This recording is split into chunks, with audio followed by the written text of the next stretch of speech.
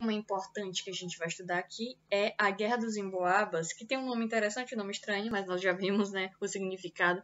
Vamos ressaltá-lo aqui para que vocês lembrem-se bastante do que a gente está falando. Então, em 1708 a 1709 vai ocorrer um conflito armado chamado Guerra dos Emboabas.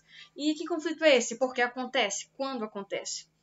Então, nesse momento que ele está acontecendo, o Brasil ainda é colônia de Portugal. Nós pertencemos e Portugal não manda na gente. Só que existem muitos territórios no Brasil que não são explorados.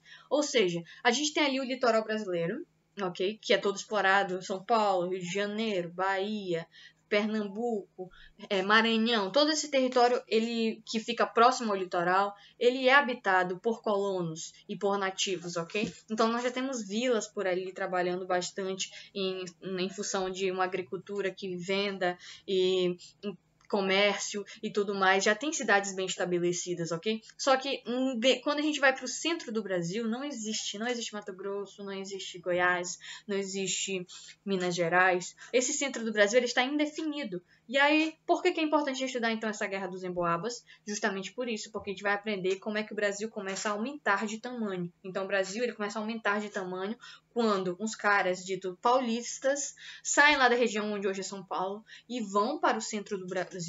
E lembre-se que São Paulo faz fronteira com Minas Gerais. Então, quando os paulistas eles se interiorizam, eles vão, não sabem ainda, né, não existe Minas Gerais, eles vão para um lugar onde seria chamado de Minas Gerais. Por quê?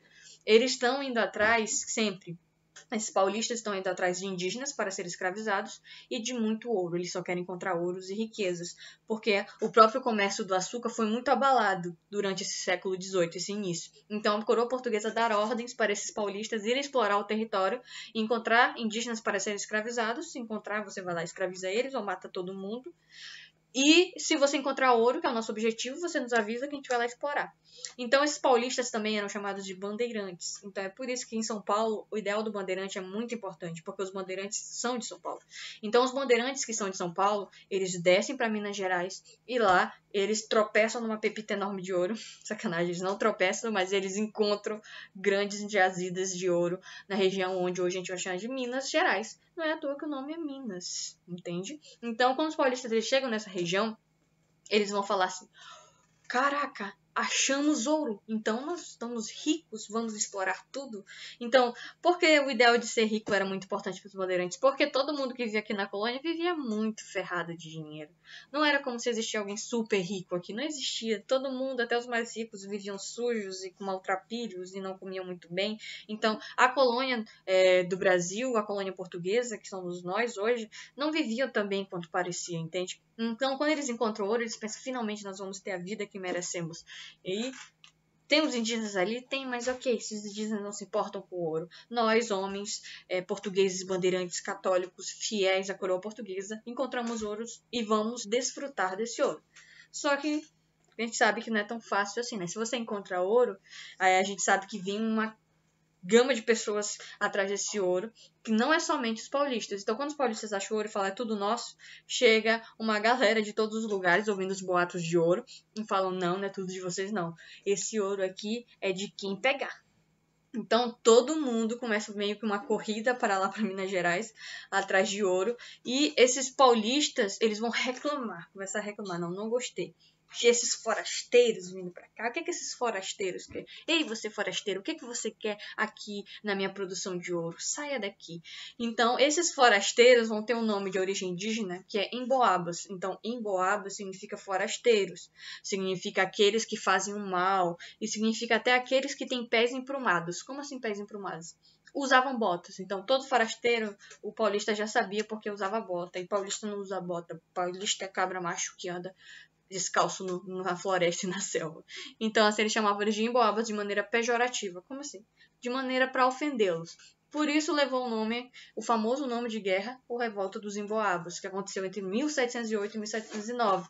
Quando os emboabas chegam, os paulistas se revoltam e começam a querer o controle dessa região. Falam assim, não, essa região não é de vocês, galera. Podem vazar daqui. Aí os emboabas, não, brother. Aqui, ó, quem chegou pegou, achado não é roubado, ok? A gente também achou o ouro. Então começa uma disputa pela região aurífera, ou seja, uma região onde tem bastante ouro. E aí nós temos aqui uma representação do trabalho no garimpo, né? Como já vai se estabelecendo nessa época o grande trabalho, Quem tem a tecnologia para esse trabalho são os africanos, que são, infelizmente, escravizados nessa época, só que eles têm bastante tecnologia para explorar o ouro dessa região. Então, nós temos um garimpo aqui para tentar encontrar ouro em Minas Gerais. E esses são os bandeirantes, esses caras com cara de mal e raivosos, porque tem gente querendo de olho no ouro deles, então eles vão para cima do inimigo, sim, dos emboabas, desses forasteiros. Então, quando eles vão para cima, começa o conflito e com lutas muito violentas. Só que aí, do lado dos emboabas, estava todo o resto da colônia, inclusive a coroa portuguesa, porque a coroa, quando escuta a notícia de que achou ouro e que existiam uns brothers lá querendo ouro só pra eles começam a achar graça. Então, assim, quá. Quem esses caras pensam que são? Então, assim, esse ouro, obviamente, é da coroa. Em toda a exploração dele tem que vir pelo menos metade do lucro para a coroa. Então, os paulistas ficaram sem força. E na medida que o conflito foi se intensificando, foi envolvendo Bahia, foi envolvendo os soldados, foi envolvendo deputados, todos de olho no ouro de Minas Gerais, os paulistas se viram encurralados e pediram arrego, falaram, ok, fomos derrotados, vamos embora. Então esses paulistas, que são bandeirantes, sobem um pouco mais para o território e vão lá para o Mato Grosso, para Goiás, e lá eles encontram mais ouro, e aí eles fazem a vida deles explorando mais e mais ouro, e a corrida do ouro começa. Esse é o início do ciclo do ouro do século XVIII no Brasil, quando alguém encontra ouro. E aí agora toda a economia do Brasil vai ser baseada principalmente na exploração, extração e exportação de ouro. Então, com isso, a gente deduz que com o fim desse conflito, quem toma conta de todo esse ouro é, obviamente, a coroa portuguesa. Então, a cobrança de imposto sobre a exploração e sobre a extração do ouro vai para a coroa portuguesa. Então, isso é importante vocês lembrarem. Além dessa guerra, temos outra, que é a Guerra dos Mascates. Outro nome interessante, né? Essa guerra acontece em Pernambuco, em 1710, ainda no século XVIII. É uma revolta nativista, porque é entre senhores de engenho de Olinda e mascates de Recife, eles estão brigando entre si, tá? Eles não têm intenção de declarar independência ou morte em relação a Portugal, não. Eles só querem deter domínio econômico da região. Então, nós temos ali de um lado senhores de engenho de Olinda, fazendeiros, e de outro lado mascates de Recife. Por que mascates? Os senhores de engenho de Olinda eram de uma cidade tradicional. Olinda era um lugar tradicional, há muitos anos já tinha sido considerada vila, enquanto que Recife não era considerado vila, era considerado um mero agrupamento de comerciantes, que eles vão chamar esses comerciantes de mascates, de maneira pejorativa, ou seja, mascate é esse comerciantezinho. Então, querendo menosprezar o trabalho dos comerciantes nessa época. Então, os fazendeiros da Vila de Olinda, que já era uma vila mais reconhecida, que recebia investimentos, versus uma galera aqui, comerciante em Recife, que não tinha lá essas coisas de dinheiro. Então, assim, nós temos um versus o outro. Só que no século XVIII se encontra ouro. Então, a produção não vai ser mais focada no açúcar, até porque o açúcar não está mais dando dinheiro nessa época. Lembra que os donos de engenho são donos que produzem açúcar. Então, quando o açúcar não está mais produzindo, eles começam a meio que se endividar e pedir dinheiro emprestado para os que eles vão chamar de mascates, para os comerciantes, que sempre tem dinheiro, né? Comerciante sempre está vendendo, então sempre tem dinheiro na mão. Então, os comerciantes começam a emprestar para esses senhores de engenho. E aí, senhores de engenho começam a se empobrecer cada vez mais e se endividar cada vez mais e não conseguir pagá-los. Então, os comerciantes de Recife falam, olha, você está percebendo como Olinda está defasada? Então, acho que você precisa dar valor à coroa portuguesa. A quem realmente importa, quem está de boa agora, somos nós, comerciantes, que reivindicamos agora a maior participação política e queremos que Recife seja autônoma em relação a Olinda, ou seja, queremos ser vila. E aí a coroa portuguesa fala, tem razão, gente, vocês realmente estão de parabéns, vocês estão bem desenvolvidos, então vou transformar vocês em vila. Isso é mesmo que ter dado um chute na perna de um comerciante.